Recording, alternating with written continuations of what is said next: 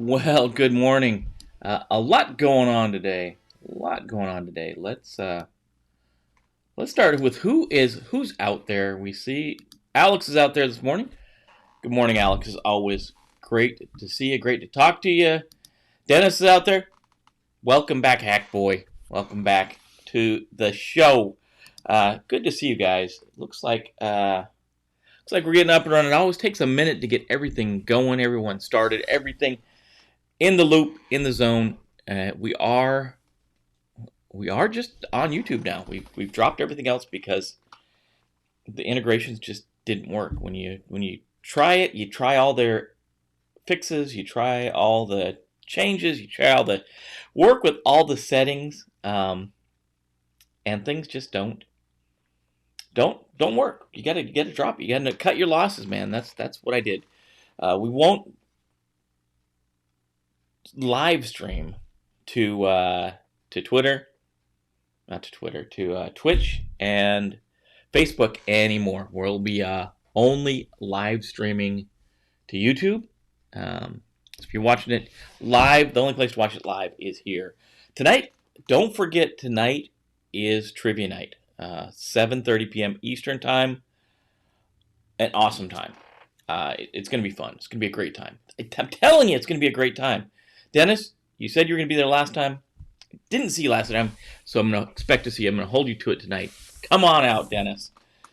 Let's put those chops together. Matt, thank you. I got my ears lowered, as they used to say when you're a kid. Yeah, I got or the other one is, yeah, I got all of them cut. I got all of them cut. Yeah, I did. It just gets long. I don't know. I used to wear one back in the high school days. Had the traditional 1980s mullet, which was what we all did back then. Today we got Missouri is holding our illy coffee. Oh, that's good stuff. That's all good stuff. So, the news yesterday was news all centered around patching. That was the majority. Like 3 of the stories were patching. Today it's around research. We've got it going. I like that, Dennis. Let me throw that on the screen. Bald is the new sexy. That's there's a lot of people that are going bald. Mine is just turning invisible, turning gray. I say it's the stress of kids, but they're all out of the house now, so maybe that's the case. So what we got today is a whole bunch of other stuff, right? So our lead-in story is TikTok. TikTok got caught again, and not that they're doing anything that other people are not doing. They just agreed not to do the things they did. They were collecting information that they were told not to. They're collecting information that they shouldn't have been collecting. They just doing the wrong things. Open source software is in the news. And it's really not open source. It's open source software development. Really, as it relates to supply chain. They're in the news. That's in the news. The story you've got to know to defunk people or debunk people. Not defunk, I guess. Maybe if you're running around with deodorant, you're defunking people. Febrezing the homeless. That's Daniel Tosh's old charity. There's a story about breaking encryption on LTE or 4G phones. You're going to love the name of the university that it came from, the academic research, and the real world, I guess, explanation or demonstration of this. It's the one you got to know. You got to be able to debunk this when people bring this up. If they do today, if people bring it up. And Littleton, Lafayette, city in Colorado, got hit by ransomware and paid the penalty. And you're going to understand why. So that's what we're talking about. All the why today, what's going on, all that stuff. These are the big stories in the news for today as of 7:15-ish. There's another one, Mozilla's cutting staff. They branded this one as cutting cybersecurity staff. Yeah, I didn't bring that one. I didn't pull that in last minute like I did the Microsoft story. Microsoft story yesterday, 120 patches, bunch of criticals, 2 0 days. That had to be brought in last minute. This one is 250 staff are being cut, and some of them are cybersecurity. So it's grabbing your attention, trying to get you to pay attention to the news, that news story. Probably important, but they don't go into any more than just a total of 250 people are being cut, and some of those people are cybersecurity staff. Okay, it's unfortunate that anyone's cut. Mozilla, I don't know that can be tied to the coronavirus. Not sure why they're cutting them, but didn't throw it in. It didn't make the cut. Came in at the last minute, but wasn't worth putting it extra. Read all about it on the news today. So let's throw the intro, and then we'll jump into our stories of the day. Soup du jour.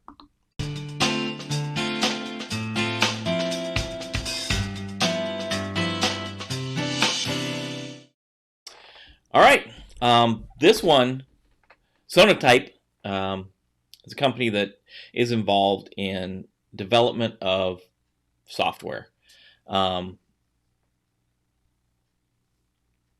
they looked at open source supply chains, and they found that there's been a massive 430% surge in next generation cyber attacks aimed at actively infiltrating open source software supply chains. And it's important that the article talks about what this is. So here's the numbers. According to the report, there's been 929 next generation supply chain software attacks between July 2019 and May of 2020.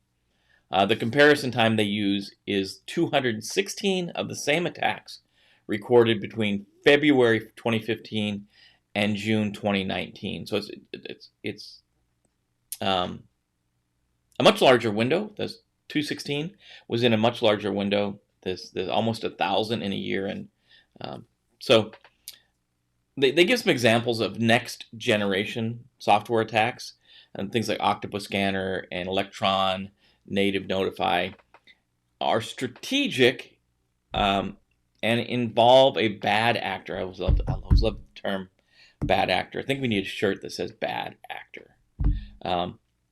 Targeting and surreptitiously compromising open source projects so they can exploit the vulnerabilities when they inevitably flow downstream into the wild.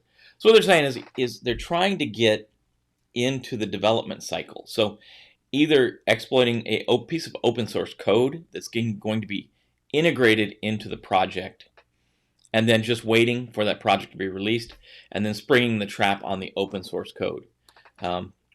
We see this a lot with folks that are building applications, this software development lifecycle, especially now that there's this, software development pipelines, and we have things like CI/CD, which is that continuous improvement, continuous development, where we're using agile and we're always updating things, and we're getting the minimum viable product out, and we're always improving it. When we're in these types of environments, if I'm the bad guy and I can exploit a DLL or a library or something that's open source that I know is going to be integrated into a lot of projects, if I can exploit that thing, maybe it's a counter, or maybe it's a random key generator, or maybe it's a piece of code that automatically brings in user input and filters it in some specific way. If I can write that DLL, or I can write that library, maybe it's a library I'm writing, and I can make it available in open source for anyone to use, and they pull it in, they being one of these organizations, pull it in and build it into their software, and this happens a lot. When that software is released, it may slip by all of the scanners, maybe these people aren't doing scanning, and then it gets released, and then it can be exploited. The article goes on to say, there's a major shift right around when Equifax had their breach. Up till that point, the bad actors, I'm going to use the term because I love the term, bad actors. The bad actors would wait for something to be released, and they wait for a vulnerability like a 0-day or a unpatched vulnerability or something like that to break into the system and steal the data. Now we're seeing a major shift, and the major shift is trying to plant this malicious code early in the development cycle, and then as the software is released, it's released with the bug, and then that's how the bad guy, that's how the bad actor gets into the software. That's how they get in and exploit it. So that's the next generation part of this. The next generation is not waiting for the application to be developed and released and looking for a 0-day or looking for a vulnerability that hasn't been patched. It's actually planting the malicious code in a library, in a DLL, in part of the code that hopefully will be picked up as an open source chunk of the code that's being developed, and then be released. Backdoors involved. They need better code. Essentially, yeah, Dennis, it really is a backdoor. It's not a traditional backdoor like we used to think in the olden days, the bad old days when, that system administrator, software administrator would, from the inside, would plant this. This is really done by a third-party operator making a malicious library. I'm just going to use library to cover all of the types of code that can be ingested into. But it is a backdoor. It's a backdoor it's almost like a backdoor and a waterhole attack, right? So in the waterhole attack, normally that's done with the website, and we know maybe as the attacker, the organization we're trying to breach, their security is too strong. So maybe we're going to breach a website, and we're going to plant some code on that, and we know that the organization's users go to that website. Hopefully they'll pull that code back in, and then run it. So it's kind of the same thing. We know that these guys are getting better at protecting the software once it's deployed. Now we're trying to plant a piece of malicious code within the software they're developing as it goes through. And you're right. And the things you're going to say are right. The vulnerability scanner, the code analysis, the static code analysis, and this ties back to what we talked about a couple days ago with the release of Facebook releasing their Python static analysis tool, the PySA, whatever, PYSA, that static analysis tool, anybody can use for free. And exactly like you're saying, code analysis. We've got to look at the code. So there are specific tools you can use to review your code you're developing for these open source libraries. A lot of people use Veracode and stuff like that to check your code, but it doesn't do a good job of checking the open source code. So there's specialty vulnerability scanners, things like Black Duck and White Source. I think those two companies got together and, worked out the name of their company, Black Duck and White Source. They're specifically targeted towards open source software. They'll specifically scan open source software for known vulnerabilities, and then give you the report. Just like, we have so many vulnerability scanners. Dennis and I, back in the good old days, we remember like Nessus. Things like Nessus or things along those lines, iRetina, those kind of things that were the vulnerability scanners. Now, there's HP Fortify is their static code analysis. Black Duck or White Source you're going to use those to do open source scanning, and then we're going to use Veracode to do scanning of software. There's a lot of vulnerability scanners we have to know nowadays. That's the protection from this thing. The protection from this thing is scanning your code and code analysis, like Dennis said. That's exactly right. And we got to scan not only the code we write, but we have to scan the code that's brought in, right? And obviously the reason, the why of this thing. Why would somebody go through all of this trouble? It's to get inside of those organizations. And once you get inside the organization, once you do if we think about the Equifax breach, that was just getting information. That was getting personal information on people. We see it all the time. It's personal information. Maybe it's trying to get credit card information, financial information. Sometimes it's just getting on the system, to plant something like a Bitcoin miner, like we talked a couple days ago about breaching Docker to install Bitcoin miners. Maybe it's to do ransomware. We'll talk about that later, what happened out in Colorado when you get hit by ransomware. Yeah, code analysis is one of the answers. Obviously, we're going to patch code, run the most recent version of the code, and that that's another problem we have to worry about is when we build code with these libraries inside of them. We're using open source libraries inside of the code we're writing because it's faster, right? It's faster to use a module that's already been developed and plug it into our software than to build that timer ourselves. It's faster, it's more efficient, but there is a security trade-off, right? So the second part of this is maybe it's secure when it's released, but a new version of that library comes out. Now, how do you update your software? So you have to have a software maintenance program in your organization if you're writing your own software. So here's some notes according to the article, and this one is by HelpNet Security. I think it's the second one we've had from HelpNet. Speed remains critical when responding to legacy software supply chain attacks. According to the report that was released by these folks, Sonatype. I just got to remember I'm backwards here. According to the report, enterprise software development teams differ in their response times to vulnerabilities in open source components. So 47% of the organizations became aware of open source vulnerabilities after a week, and 51% of organizations took more than a week to remediate an open source vulnerabilities. So that doesn't add up to 100 because those are two different statistics. Obviously, one is folks that became aware of the new vulnerabilities within a week. That's about almost 50%, 47. 51%, which could include some of that 47, took more than a week to remediate. So some of the things the high performers do. If you're a high performer, one of the things I thought was nice about high performers is they not only looked at these things more critically when they installed open source, but they had a different thought of this balance of security and usability. They didn't see usability going down as security going up, or security going down as usability going up. They sought to improve both usability and security at the same time. High performers also, 59% or more likely to be using automated software composition analysis, or SCA, to detect and remediate known vulnerabilities in OSS components, open source software components across the SDLC or software development lifecycle. Like Dennis said, scan your code.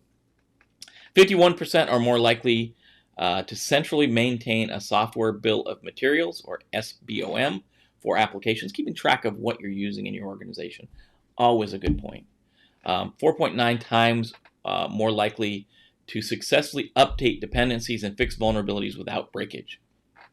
Essentially, they know what the packages are doing, how they're tied into their application, how they all work together. And 33% or 33 times more likely to be confident that OSS dependencies are secure or no known vulnerabilities. Bunch of additional findings. Great article to read.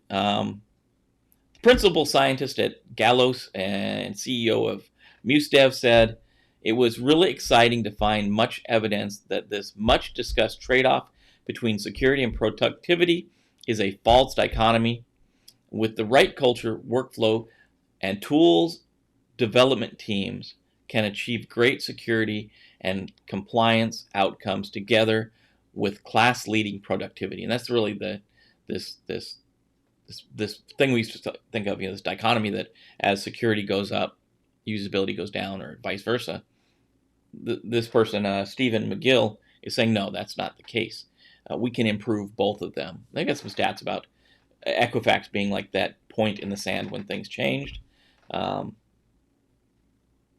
it's a good article, good one to check out. Seems like these guys at HelpNet Security do a pretty good job writing these things up. Nice chart that shows just how this thing spiked from really December 2019 to now. It's incredible how much how much this is being exploited by the bad actor. Who's in for bad actor shirts? I think we need Dennis. You definitely need a bad actor shirt. We're gonna get you a bad actor shirt. That's for sure. Positive technologies. Like this is a PT pen. I think they tied their name into pen test PT. Positive technologies.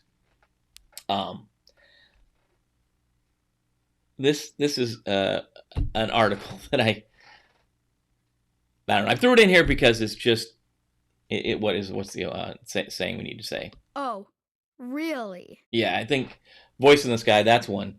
They did a lot of research. They compiled a lot of information. They dug through the metrics. They dug through the statistics. Positive Technologies is a pen test company, and they found out that lo and behold, people are not very good at maintaining passwords, and people are not very good at patching systems. And that article from ZDNet really focuses around those two things. Most of the work these guys do in pen testing can be summed up these two different flaws: bad password management, weak passwords, and poor patching lead to very bad results if you're going for pen tests, which means very bad results if the bad guy comes knocking on your door. So according to the article, hackers can gain access to the internal networks of corporations by exploiting two security findings in as little as 30 minutes. So you spend millions or billions in some cases on security, and you have weak passwords and you don't patch your systems, and you're done in 30 minutes, right? So ethical hackers and cybersecurity researchers at Positive Technology, again backwards, perform penetration testing against organizations in a wide variety of sectors and find common security vulnerabilities across all industries. And they've got a new report called Penetration Testing of Corporate Information Systems. One of the most common security issues is weak passwords. That's tied to the ability to exploit known vulnerabilities and gain further access to the systems.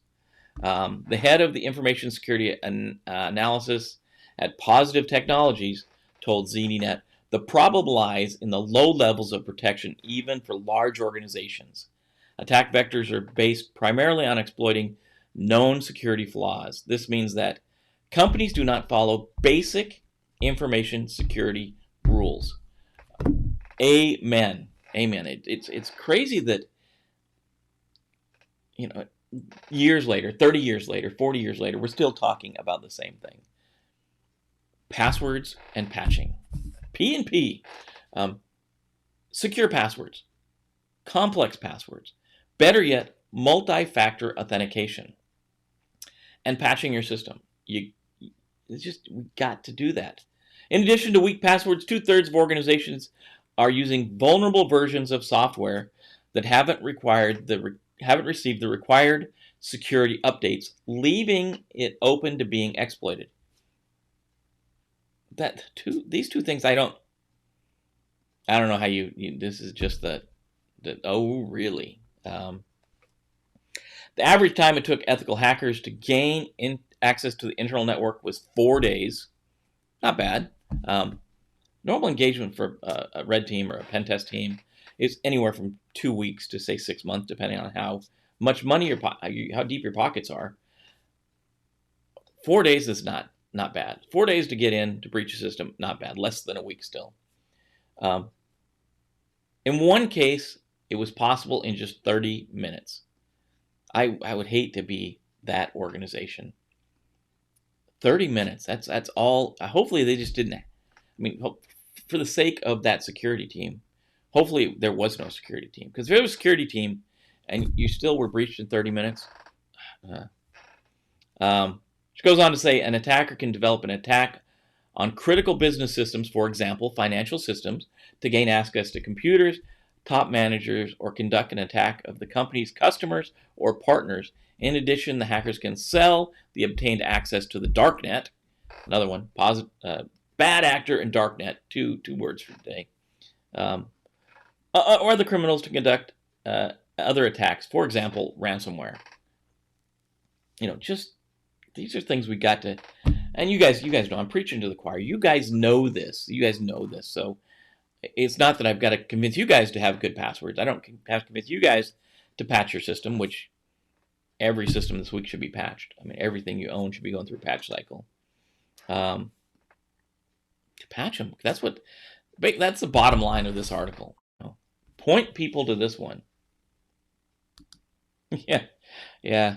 I'd fire the whole security. I'm hoping, but Dennis, based on those results, I'd hope that it was just a company that didn't have a security team, and they thought maybe they're researching starting a security team, hiring one. But when it comes down to it, it comes down to security's not the one that does the work, right? So security, we preach about passwords, but we have to get the end user to set good passwords. We have to get the IT team, our IT technologist, to set those requirements in the systems to force strong passwords. And then we have to force the IT folks to patch their systems. We don't.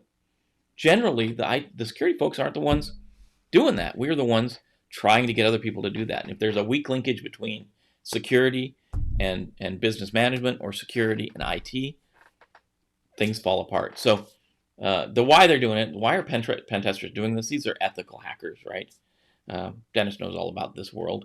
If you're an ethical hacker, you're being hired by a company to come in and act like a malicious actor or a bad actor, and go in and try to break the system, try to break into the system. So they're going to use the same tools, techniques, and procedures that an actual hacker, like an actual black hat hacker, would use to try to breach the system.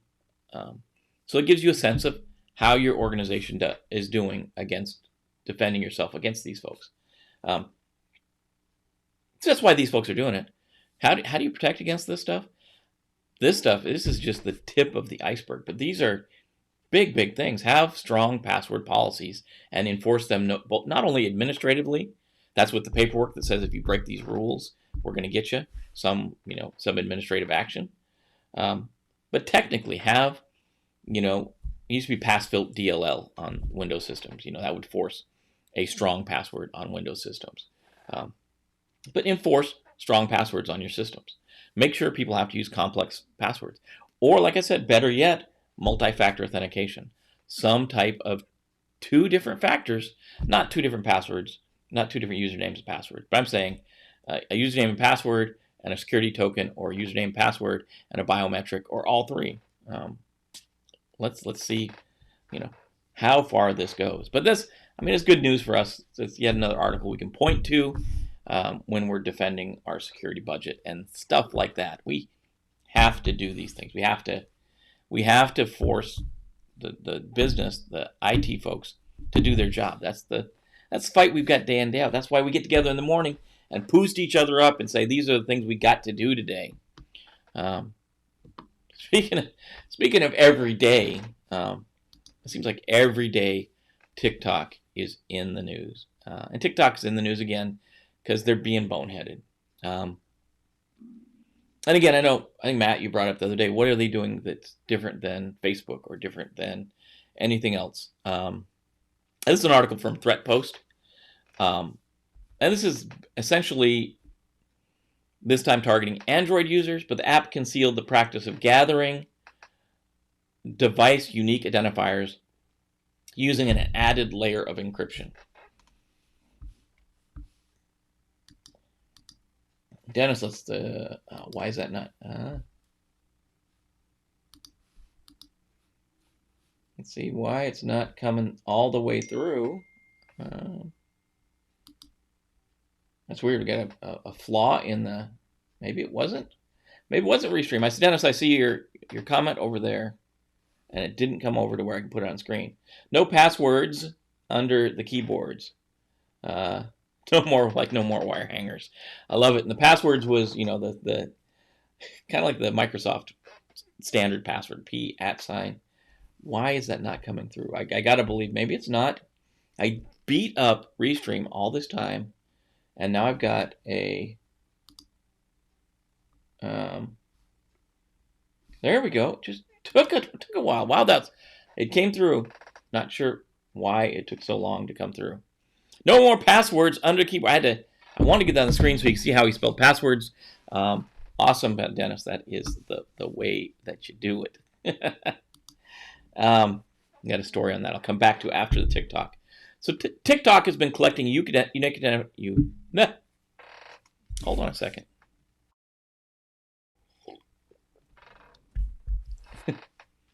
TikTok has been collecting unique identifiers from millions of Android devices without their users' knowledge, in a tactic previously prohibited by Google because it violated people's privacy, new research has found. We can blame Mako. He's not here. I suspect it's got its setting. He's mad at me for making him punch down everything yesterday. That's got to be what it is. So really what they're doing, the app concealed the practice which can track users' online activities without the consent by adding another layer of encryption. The Wall Street Journal looked at this. It was a report. Obviously, the company's ByteDance that owns this. They're owned by it's a Chinese-owned company, which means it's owned by the state. They stopped the practice in November, and really what they're tracking, it is from the Wall Street Journal, so the not really a technology-based article, but the unique identifier that's being tracked is the MAC address. The MAC address of the Android phone, unique per device, obviously. So TikTok collected the MAC addresses for at least 15 months, ending in November 18th. That information was also bundled with the device's unique advertising ID, which is a 32-digit number aimed at allowing advertisers to track the consumer's behavior while still allowing the user to remain anonymous and maintain control over their own information, the Wall Street Journal found.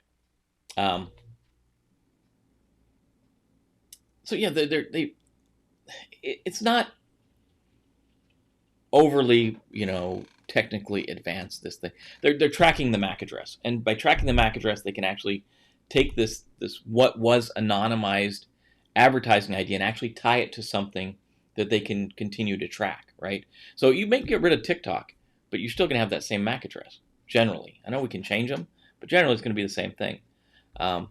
This is why TikTok is always getting in trouble. They do stuff like this. So it leads me to think their intent is still malicious. I know I may be in the majority here in this room in that thought, but amongst a lot of people who are using TikTok, they would think I'm crazy. I'm a conspiracy theorist. But all these things add up to TikTok building things into the application, or ByteDance, I should say, building things into the application that are there to track user information and give that information back to someone, and I'm going to say back to China, the government of China, from TikTok. TikTok says it doesn't share data with the Chinese government and would not violate users' privacy even if asked, according to the Wall Street Journal. However, many security experts have warned that due to the security flaws of the app and China's stance on cybersecurity, it's likely that the Chinese government has access to whatever data the app does. If you've ever done any business with China, and I worked for a company that had an office in China, and the only way you can do business in China, especially if you have an office there, is assume that network and all those devices are totally compromised, and totally segment them from the rest of your network. That's essentially what we did. The app previously came under fire for reading Apple iPhone users' cut and paste data. So Apple, you were in the same boat a couple months ago. Something that was discovered in February, and TikTok owners promised they would stop doing in March. However, in June, the new iPhone privacy feature on Apple iOS 14 shows a banner alert that let people know if mobile app is pasting from the clipboard, and seemed to reveal that the practice was still going on. So that's the thing. And I think the question the other day was, what's the difference between what Facebook is doing and what TikTok is doing, or the difference between what YouTube is doing and TikTok is doing?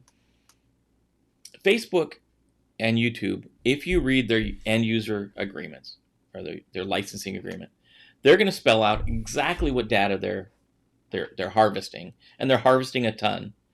But you know, nobody. I'm going to tell you, nobody reads those. Nobody reads the EULA except for lawyers.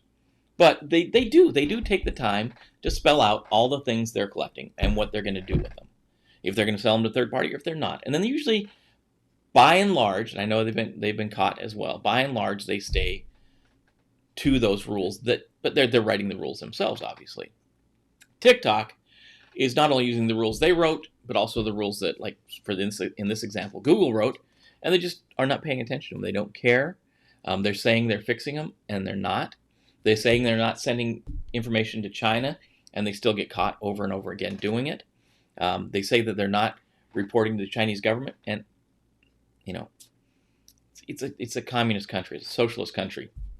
The state owns everything. So how can you say, you can say that they're not sharing, but my thought, Jim's view on this is obviously they're sharing. That is one of the things that we have to worry about. There's old Soviet saying way back when, I think Brezhnev maybe said it, but we'll hang the West with the rope they sell us. And back then it was, it was fun. He was banging his shoe on the table like that. I'm not even sure when this took place, the 70s maybe or 80s. We'll hang the West with the rope they sell us. And it looks like now they're getting close to being able to do that. And they're using the rope in this case is social media. So they can guide our thoughts as Americans. They can guide our thoughts and our viewpoints by injecting false news into the social media stream and by collecting data from these applications that are out there. It's something we have to worry about. And again, this is my soapbox right now. I'll be up on the soapbox talking about this. We have to worry about what's going on in social media. We have to worry about our friends, our family, our coworkers, our organization, how we're using social media, and temper this stuff. It's not, the old joke, it's from the internet. It's got to be true. Well, we know that's not the case. We know that most of the stuff on the internet is fake. And get your friends, your families, your coworkers to critically think. And that's what we're losing now, is the ability to critically think about these articles. We're set up either on the right side or the left side, and we're just holding those lines. And any story we find that reinforces that, we're going with it. We're not checking it out. Sorry for being on a soapbox, guys. It drives me crazy sometimes that other people are able to manipulate our society so much. Gosh. And it's by these apps that we have. So the next one. This was academics in the Ruhr University in Bochum, Germany. So Ruhr University in Bochum, which in Germany they probably have a pretty good acronym. It's probably nobody thinks twice about it. But when I saw their logo, I was like, I don't know about that one. So Ruhr Universität Bochum, or RUB, went to RUB. They did some research and they found out that LTE networks, or generally fourth generation networks, these are academics, right? These are academics who went through LTE, long-term evolution, or LTE 4G networks, generally encrypt communications. And these folks determined that some cell towers use the same encryption key, exactly the same encryption key, for multiple conversations, or encryption keys that are easily broken for different conversations. And this one gets this one. No effing way. Yeah, voice in the sky. This is the one you need to know to rebut if people bring it up. Somebody maybe is watching the news. This is a ZDNet article, so it probably hasn't got too much traction outside of the tech community. A lot of times a single cell tower is going to use the same encryption to secure multiple 4G voice calls that take place via the same base station or tower. These are academics that did this. Now, here's the thing you got to know. By default, the volt or voice over LTE standard supports encrypted calls. For each call, the mobile operators must select an encryption key called a cipher stream, called a stream cipher, to secure the call. Normally, the stream cipher should be unique for each call, but these folks at Rub discovered that not all mobile operators follow the 4G standard to the letter of law, and a lot of times they will reuse keys or share them. So here's the part you need to know, and this is probably, I'll just take this right out of the article. In the real world scenario, academics say that if an attacker can record the conversations between two 4G users using a vulnerable mobile tower, they can decrypt it at a later point. All an attacker has to do is to place a call to one of the victims and record that conversation. The only catch is the attacker has to place the call from the same vulnerable base station, so that both calls have to take place from the same base station, the one you want to encrypt, and your call to this person, in order to have its own call encrypted with the same predictable or the same encryption key, the predictable key or the same key. The longer the attacker talks to the victim, the more content of the previous conversation he or she is able to decrypt. One of these, David Ruprecht. For example, if an attacker and a victim spoke for 5 minutes, the attacker could later decode 5 minutes of the previous conversation. The attacker compared the two recorded conversations at a later point, of course, and determine the encryption key and then recover a previous conversation. Demo of the typical revolt attack is available on the video that's in this link. Researchers say that the equipment to pull off the revolt attack cost around $7,000. While the price might seem steep, certainly the price range of other 3G, 4G mobile interception gear, usually employed by law enforcement and criminal gangs. Researchers found that base stations across Germany, about 80% were using the same or predictable encryption keys. Scientific paper describing the revolt attack can be downloaded. It's in the show notes. You can grab the thing. And this is just, it's one of those ones that, okay, unless you're Tom Cruise in like, what is that series he's in anyway, where he's a spy? I'm at a loss this morning. Hold on, it's not Minority Report, dang. Anyways, unless you're James Bond, let's jump from Dom. This is one of those things they use in a spy movie, right? So first of all, here's the setup you have to have for this to work. You have to have the $7,000 worth of equipment, right? You have to find a conversation between two people that you want to decrypt, right? Then you have to place yourself close to the base station that they're using for the conversation, and that base station needs to be one of these in Germany that is Mission Impossible. Thank you, Dennis.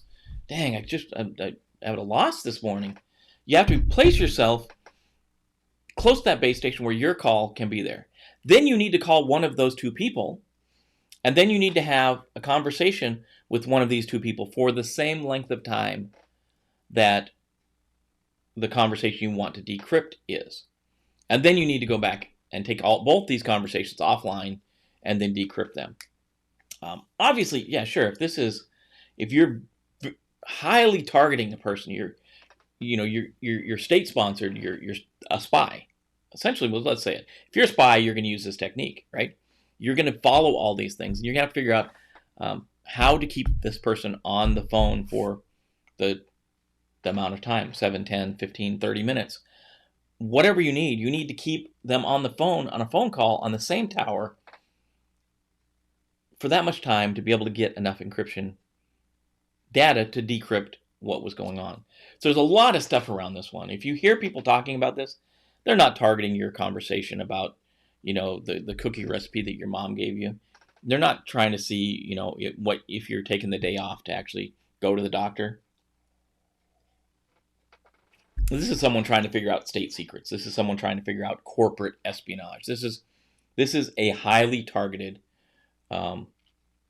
highly technical intensive attack. So there's a lot of things you have to do. So it's called Revolt. It's 4G. It's LTE networks, long-term evolution 4G networks. It's from the folks at Rub. It's the one you're going to have in your pocket today in case somebody brings it up and says, yeah, okay, you're talking to me about this thing, but here's all the things that have to take place. Obviously, if I want to listen to a sensitive conversation that's taking place over a cell phone, this is maybe how I would do it. Say I was state depositor or something like that. The question is, most of those folks, if you've worked in any environment like that, they're not going to talk anything sensitive over an open cell phone. That's going to be over an encrypted channel. They're going to use some type of encrypted device to talk. So I don't know. It's out there. They're academics that figure this out. They're researchers. Can it happen? Yes, it can happen. For certain, it can happen. What's the risk level for a normal organization, a normal person, your friends, your families, generally your coworkers? I had to watch this audience here because some of the coworkers you have may be in this target area, but generally this is not going to be something that's going to be targeted at anyone I know, at least. But you may know that it's highly technical. It's a complex attack. Called laser phishing, like spear and whale. I don't know, laser might be, we very focused. I wouldn't want to get tied up with, we can bounce a laser off a window and listen to a conversation. I don't know, would that be confused with that? Maybe not. But yeah, this is very, very, very targeted interception of cell phone traffic. Do most people have to worry about this? No. Academics will talk about it. Maybe it will progress over time to either be no longer possible. They'll secure the base station, or maybe the technology will be advanced to where it becomes easier to do. I don't know. Do know this place, Ruhr Universität Bochum, or Rub University. Crazy place. And our last story up on the chopping block today. Lafayette, the city of Lafayette, Colorado, is in the news, not for the great things they should be in the news for, but they just paid $45,000 to get out of a ransomware attack. So Lafayette, Colorado, fell victim to ransomware on July 27th. It encrypted the city's networks, the computer networks. It caused a disruption in phone service, email, online payments, and reservation systems. They haven't identified how the attack took place. The city's network folks are saying it was either phishing or a brute force attack. So two different, obviously, vectors coming in, brute force or phishing. My gut reaction is probably phishing. That's just the easiest way now. But it wasn't part of a targeted campaign. So it wasn't spear phishing like Dennis was talking about just a second ago, or whaling, where we're very targeting. We're targeting people, or you're targeting high-ranking officials. They thought about it, they did some calculation, and they determined the quickest way, the most cost-effective way to restore municipal services was to pay the money instead of trying to rebuild things from scratch. So that leads me to believe there was no backup offline. That means they were saying, here's our two choices, pay the $45,000 or just start from zero. And they determined that $45,000 was cheaper than starting from zero. Jamie Harkins is Lafayette mayor. She says, I can tell you that using taxpayer funds to pay ransom was definitely not the direction the city wanted to take. We attempted to pursue any possible avenue to avoid paying the ransom. She goes on to say, although after thorough examination of the situation and cost scenarios, and considering potential for lengthy, inconvenient service outages to residents, we determined that obtaining the decryption tool far outweighed the cost of rebuilding the data and the systems. To me, it sounds like either we have old data, we have old backups, we have an inefficient backup and recovery system. Should be an indicator that your disaster recovery plans, your continuity of operation plans probably need to be looked at as well. because maybe it wasn't ransomware, maybe it was a storm that took these things out, or maybe it was something else that messed up your data. That's going to be a bad thing. And I the city of Lafayette. Why do that to the city of Lafayette? They have Ninja Power Nation there.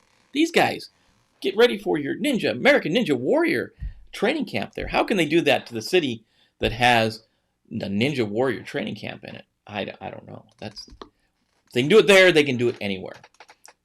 Big point is, ransomware, it's not going away, and this is why. As long as the ransomware bad actors, we're going to throw that up there again.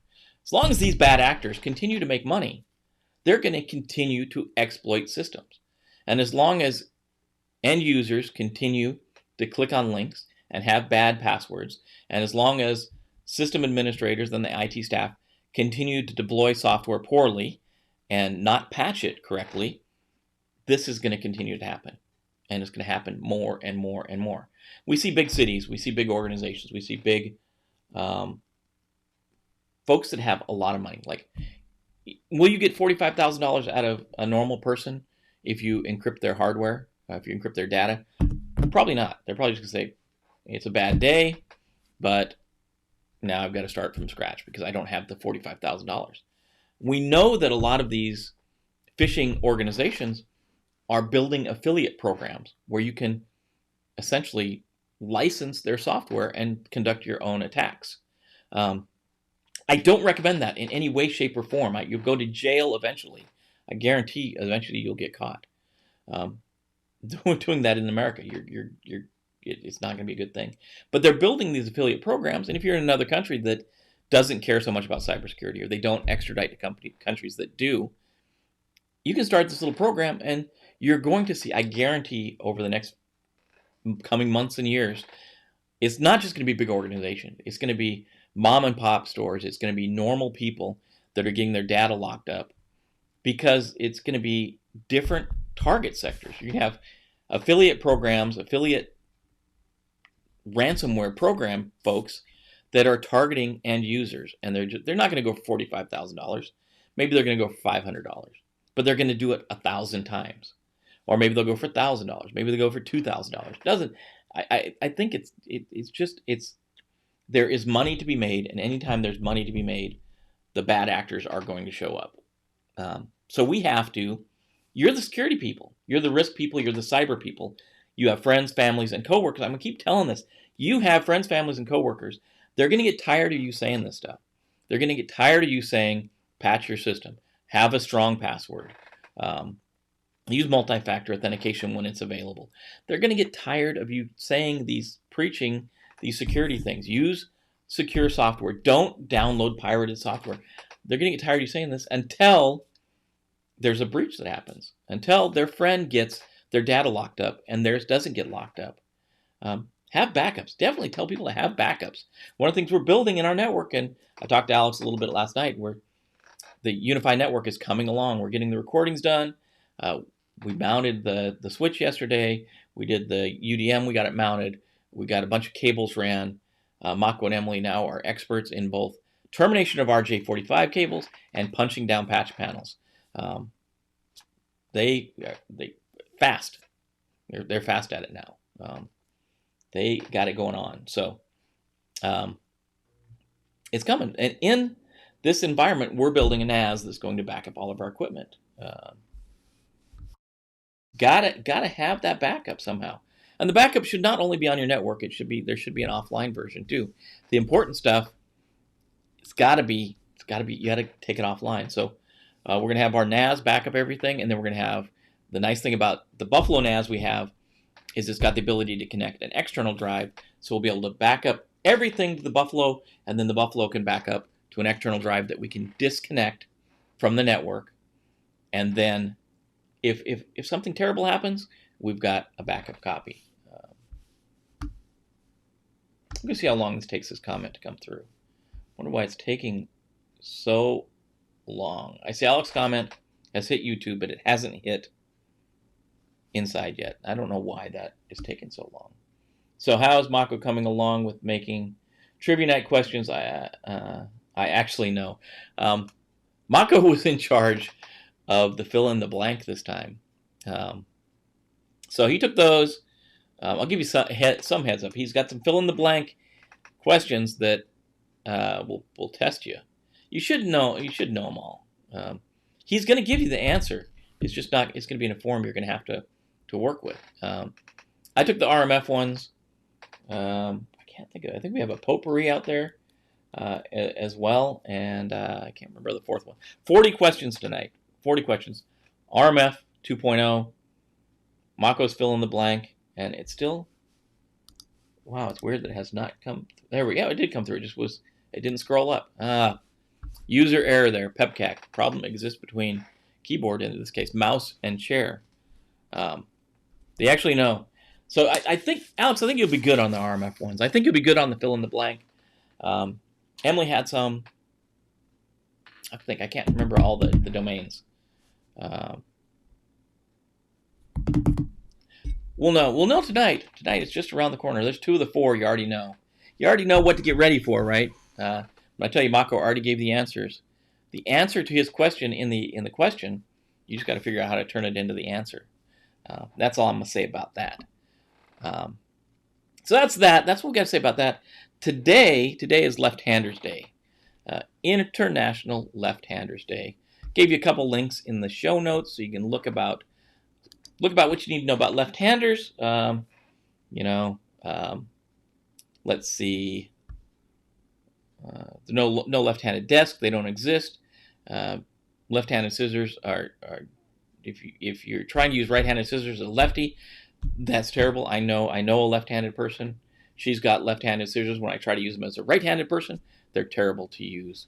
During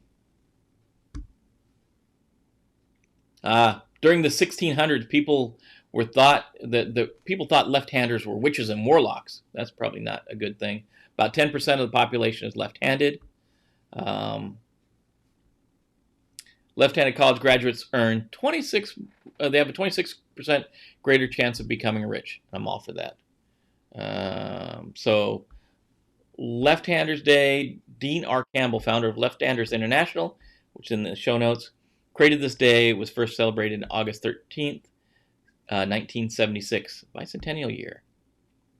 False reference that on the internet that Left-Handers Day is in January. No, someone was trying to set up a second day.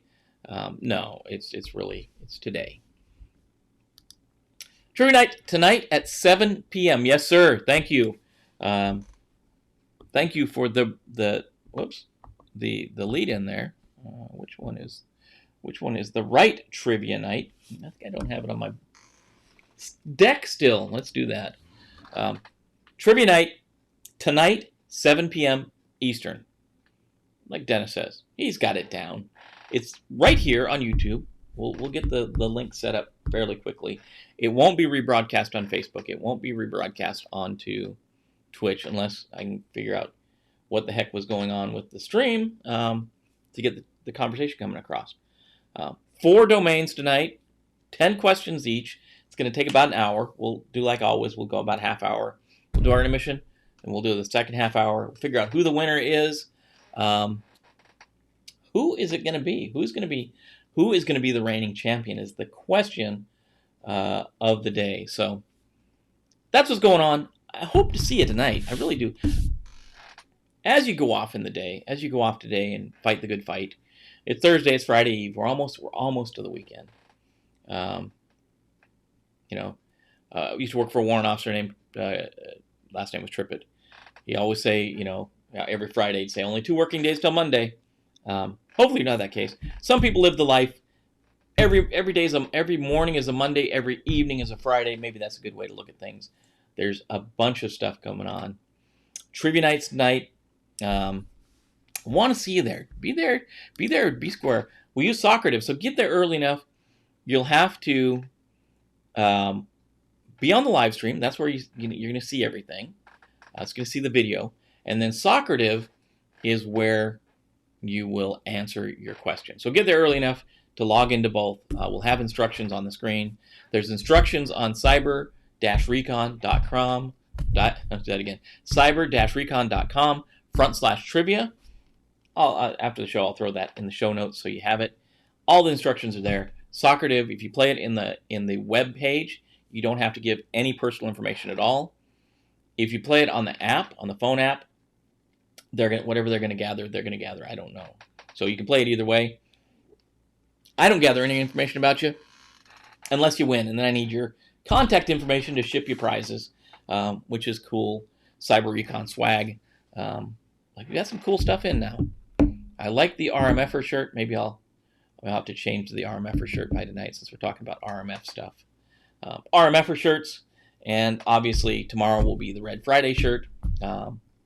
Be there, be square. Today, take care of your friends, your family, coworkers. Take care of each other. We're a security community. We have to back each other up. As Mike Bravo would always say, hopefully he'll say it tonight when he's at trivia night, go get some. And until tomorrow, be good out there. Do the right things. Take care of your friends, your families, coworkers. And we'll see you tomorrow we'll see you tonight at 7 p.m. East Coast time here for trivia. And then we'll see you tomorrow at 7:30. So be good. Have a good day. I think, yeah, Dennis, before we go, I think we're going to have to get that Bad Actor shirt. I think Bad Actor is a shirt we got to get. We'll see if we can make that happen. Anyways, take care of each other, and we'll see you later today.